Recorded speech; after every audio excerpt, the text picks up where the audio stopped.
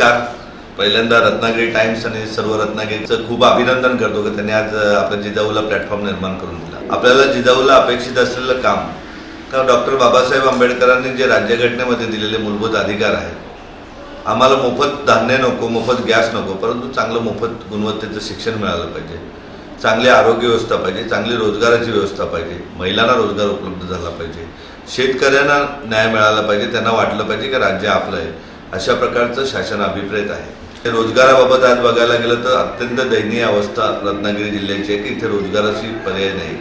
आज आपल्याला कोकणचं चित्र बदलाय. हा कोकण हा आंतरराष्ट्रीय दर्जावरचं पर्यटन स्थळ आलं पाहिजे. पर्यटनाबाबत कोणी ना काय काम करत नाही, परंतु आपल्याला पर्यटनावरती काम करायचं का इथे जगातले पर्यटक आले पाहिजे. इतकी सुंदर 650 किलोमीटरची समुद्र किनारपट्टी आहे, तर या किनारपट्टीचा लाभ जगातील पर्यटकांनी घेतला पाहिजे.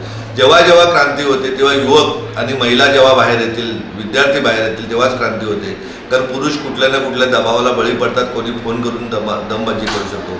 महिलांना, भगिनींना आमच्या कोणी दमबाजी करू शकत नाही. आणि आमच्या घरातील महिला मंगलागौरीच्या निमित्त बाहेर काढलं तरी उद्याला नोकरी, धंदा, व्यवसायाच्या निमित्त त्यांना बाहेर काढू, त्यांना जाब विचारण्याची ताकद त्यांच्यामध्ये निर्माण करू. मासाहेब जिजाऊ त्यांच्यातील जागृत करू का उद्या कुठलाही लोकप्रतिनिधी, सरपंचापासून तर खासदारापर्यंत, तू का काम करत नाही? तुला काम करण्यासाठी आम्ही निवडून दिले, मत दिले.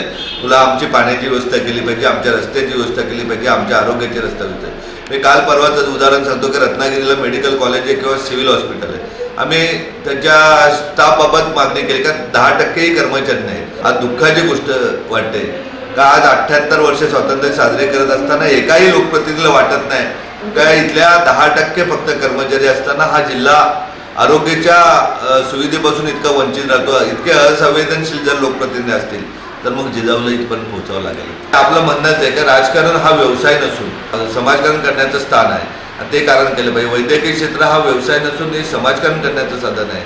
त्याचबरोबर शिक्षण क्षेत्र हेही व्यवसाय नसून जे लोकांनी आपल्या अज्ञानाचा गैरफायदा घेऊन सर्व मोठ्या प्रमाणात तरुणात आपल्याबरोबर आहेत, भगिनी आपल्याबरोबर आहेत. एवढंच नाही तर वृद्ध आईबाबाही बरोबर आहेत. येत्या काही महिन्यामध्ये रत्नागिरीच्या प्रत्येक तालुक्यामध्ये आपलं पोलीस भरती केंद्र होईल, लायब्ररी होईल, जशी खंडाळा रत्नागिरीला त्याप्रमाणे प्रत्येक तालुक्यामध्ये होईल.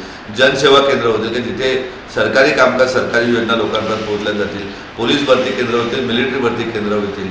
एवढंच नाही तर स्पर्धा परीक्षेचे क्लासेस आपण आता इथे चालू केलेले आहेत. हे क्लासेस ज्या ज्या तालुक्यामध्ये मागणी होईल त्या त्या तालुक्यामध्ये केले जातील. टाइम्स डिजिटलला लाईक करा, शेअर करा, सबस्क्राईब करा आणि बेल आयकॉन दाबायला विसरू नका. Times digital.